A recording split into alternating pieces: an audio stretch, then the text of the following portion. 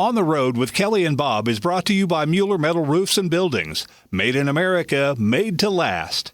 Coming up on this episode. So when I'm sitting on the other side of this typewriter, I'm accountable to that person for that 5 minutes. But in the back of my mind, I'm also saying whatever I write here, they're going to carry with them.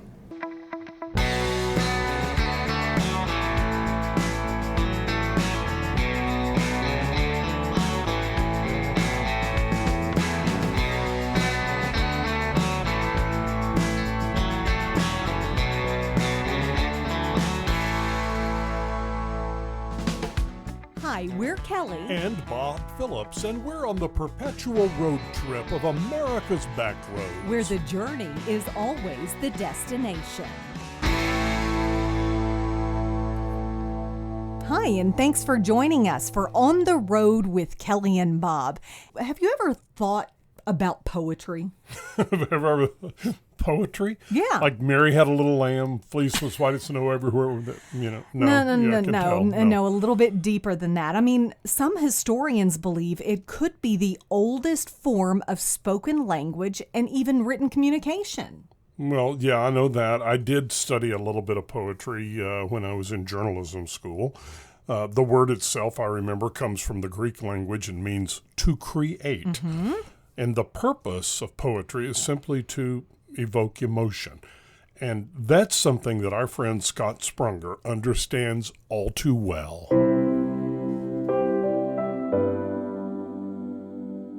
I grew up in northeast Indiana in a small town that had 2,500 people in it maybe, one stoplight. There wasn't a whole lot going on there. A great public Carnegie Library, so we spent a lot of time there. We didn't have much money, so we spent a lot of time at the library. Learned to read. I actually taught myself to read in kindergarten. And by the time I was in first grade, I was reading at sixth grade level. They ran out of books. It didn't make me very popular, but so I learned to find solace in literature and art at a very early age. I actually was going to be an artist. From an early age, Scott Sprunger knew he loved two things: art and storytelling. He's been an avid reader his whole life, and he loved to draw and paint. He and his high school sweetheart got married early, had kids, and have been together for more than 30 years. So Scott found himself, like most people, working to live. Well, he liked his job and it fed his family, but didn't do much to feed his soul. For that, he turned to creating emotions using his first love, words. So I went and took a poetry class and found that I could paint pictures as quickly and better with words than I could a brush.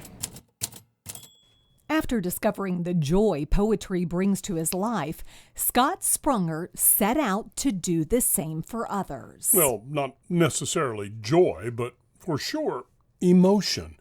And he would do it by employing a not-so-state-of-the-art instrument, the typewriter. The great thing about a typewriter is I can take it with me. I always have one in my car. My wife says I'm such a nerd. How many typewriters do you have? Over 50 at the last count, and I quit counting. I got my first typewriter 7 years ago.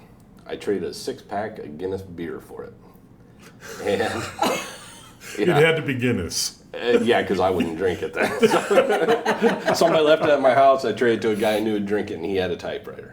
What is it about a typewriter that you're attracted to? Well, there's several things. Number one, what got me started with the trading the beer for the typewriter was the fact that I read an article and they talked about how writers were migrating from computers back to manual typewriters. This has one purpose, and that's for a piece of paper to be in there and to put words on it and capture your thoughts. I'm not hearing anything else. I'm hearing that dance, that keys, and the rhythm. It's almost like a song.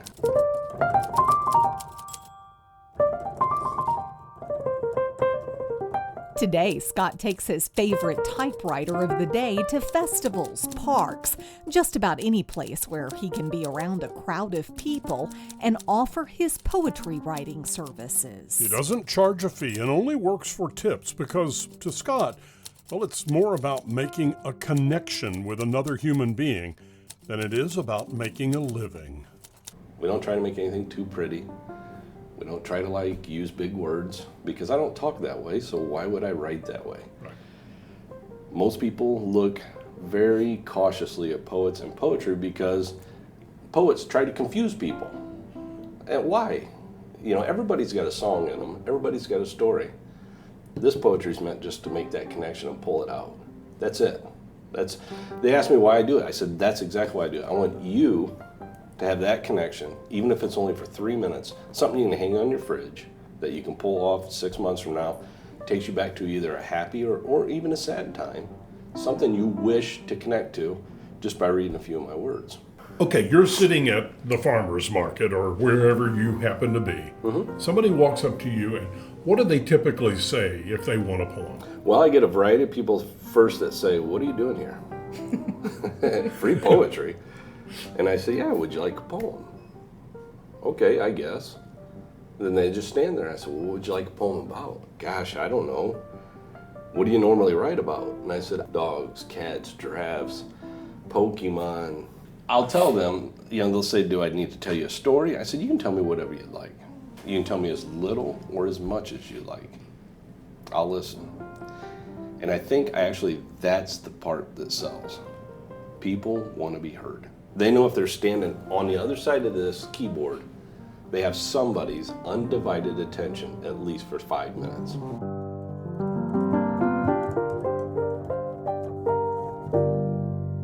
You may think that people attending a crowded festival or other similar event don't open up about their lives to an anonymous poet who's sitting there writing poems for tips. But think again. Scott has heard it all, from joy to heartbreak. Some folks are just trying to get over some emotional events in their lives, while others want him to help them celebrate something important to them. Like the guy who simply told Scott he and his wife had been a couple for 30 years. This was written October 8th. 3 decades. Long ago, there was me, there was you, and life was just living. Then you and I became us. We became one. If you are the sun, I am the shadow. If I am day, you are my night. When I laugh, I hear your echo ringing in my ears.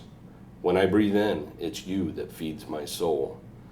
Life was once just living, but for 30 years, we have truly lived. And the man who was celebrating a different kind of milestone, 12 years of sobriety. And he walks up and he says, I have been sober for 12 years. So I said, all right. So this one's called The Clouds Are Gone. Dark days left me a dozen years ago.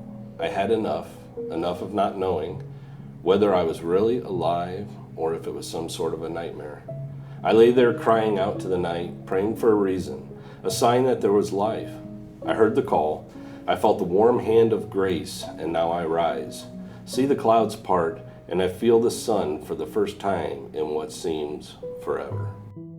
The subjects for the poems are all different, some lighthearted, some tragic. But for Scott Sprunger, what his poems are about isn't necessarily what his poems are about. What do you think a poet wants to see? A smile?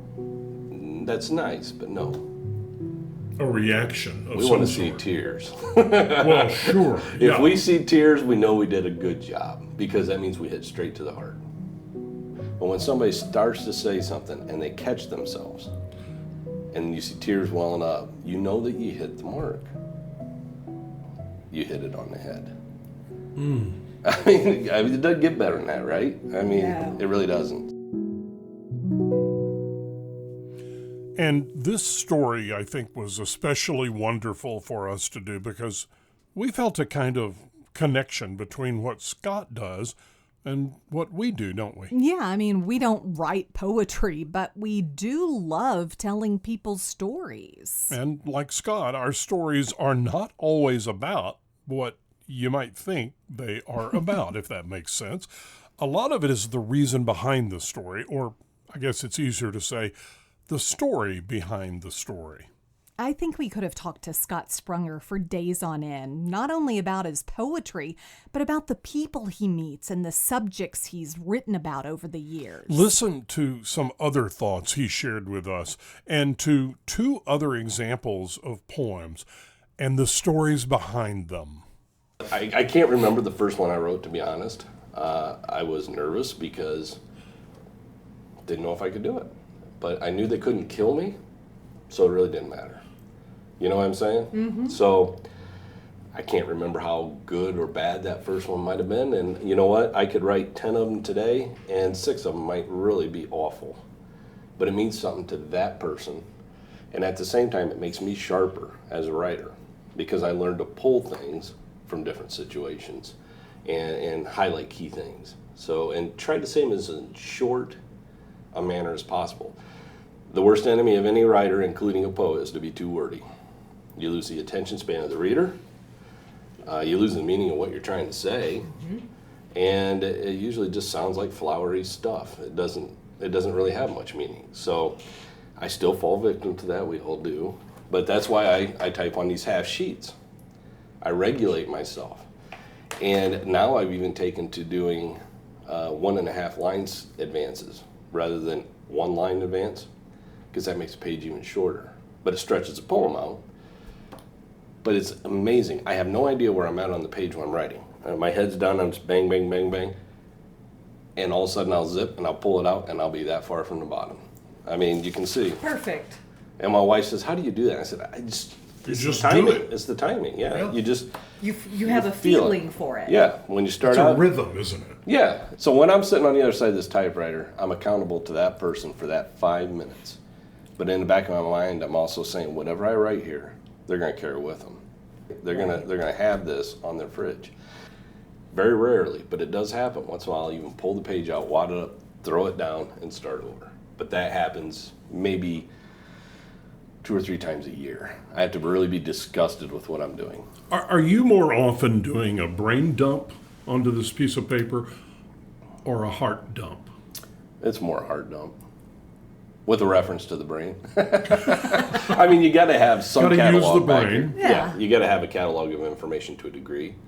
But more times than not, I try to take whatever it is they tell me and try to slightly apply it to my situation or how I feel. I don't try to put myself in their place necessarily because I can't be in their place. But you can relate. And I think that's a problem that we as human beings anymore, and especially Americans, seem to have a problem with, is just relating to one another. So I listen and I try to put those pieces together. And, you know, most generally the feelings are very similar. I mean, we all have sadness, happiness in our life, joy, faith of some sort. There was a guy, big muscles, right? You know, tank top and all that stuff. And he had these... a lady and probably a 20-year-old girl or so, or 18-year-old girl, I suppose, with him. And they're at the booth next to mine. And this guy keeps just glaring at me. And I'm thinking, oh boy, what's going on here? Do I look like somebody he doesn't like? Or, you know, Is he going to follow me to my car? Yeah, exactly. So he walks over while his family's still looking at this. I think they were selling soap or something. And he says, I need you to do me a favor. I said, okay. He goes, write me a poem about how much a dad's going to miss his daughter when she goes to college. Ooh. And then he walks away. So I bang it out. Well, then he brings her back over. And they read it. And this man, this tough guy, stands there and sobs. So I got tears in my eyes. But it was awesome. I mean, that was a good feeling. Yeah. What does that feel like for you? That moment. Complete satisfaction because I've made an impression on them they won't forget. Because that's a memory for those two right there. They'll remember the time they were at the farmer's market, that this weirdo was sitting behind the typewriter, and he made, you made my dad cry. That's what they're going to remember. And they're also going to remember that, because I took them back through their lives together, watching movies together, cuddling on the couch, that kind of stuff, softball games, whatever it was. They're going to remember those things too, but they're going to remember this was the send-off to college. This was the beginning of adulthood. It's a gift to me. I mean, A lot of writers will say they only write for themselves, and I think about 20% of that is true. You should write so that nobody else ever reads it, because then you're totally free. But we all want to be read. I mean, I've never met one that hasn't been. So if you're able to share in that moment, you've helped create that, you've helped be a part of it. That's the satisfaction we all look for, because we're being recognized. And most of them are pretty lighthearted poems, right? Right. And then this lady comes up to you and she's shifting back and forth and she says, I lost my brother to suicide and I see him everywhere. And I'm like, oh, okay. The gravity of the situation hits you very hard. And then you look at the keyboard for a minute and you think, I've got to be careful here, because whatever I put down is going to stay with this woman and can either help her memory and honor her brother and keep their relationship alive, or I just become that creep behind the typewriter that she wished she'd never taken the time to trust, because trust is a big part of this. It's a huge part of it. It's absolutely, because you as the person, the patron that's coming up, you're opening your heart and you're saying, here, take this little bit of me and do something with it. And so the gravity of that situation hit me hard. But yeah, she stepped off and she wanted to read it privately. But I could see her, and she started sobbing. I'm sitting there crying, and the guy in front of me is like, oh, I don't know what to do now. You know? But then she came back and she just touched my shoulder and walked on, and it started me up again. And she made the comment that it just seems like I see him in everything. That's all you had to work with? That's all I had to work with. It's called You're There. I'll never know. I'll never understand why. I can't begin to. I don't hate you. Some folks might. They might blame you for your own demise. I can't. I won't. I want you to know I see you. I see you in the sun, the blue skies, and in the turning of the leaves. I miss you. It tears at me like a knife that you left. But know this, I love you, and since I do, you're not really gone. So I think you get the idea of what this guy is made of, right? He told us he tries to just clear his mind and write these pieces mostly from his heart. He tries to put himself in their place, or at least what he thinks he might be feeling if he were in their place. He must be one of the most empathetic people in the world, or at least one of the most empathetic people we've ever met. I think that's part of what makes his poetry so good. We asked Scott to share one final poem with us, but the catch is that he had to write it first. After spending not more than an hour or so with the two of us, we asked him to write a poem about what we do as we travel around the country, finding people and telling their stories. Here is what he came up with in about probably 60 to 90 seconds, after only knowing us for a very short time. It's called Roads. We have set out to seek out the rich, the beautiful, and the bold. We don't want run-of-the-mill. We want the oddity, the character, and the soul of the American dream. All this time we have searched, we have driven miles and miles, only to find our American dream, writing there in the passenger seat recording the folks we are collecting. Life is good. And life indeed is good. And you can listen to On the Road with Kelly and Bob anywhere you get your podcast, or download the free Odyssey app and listen anytime, anywhere.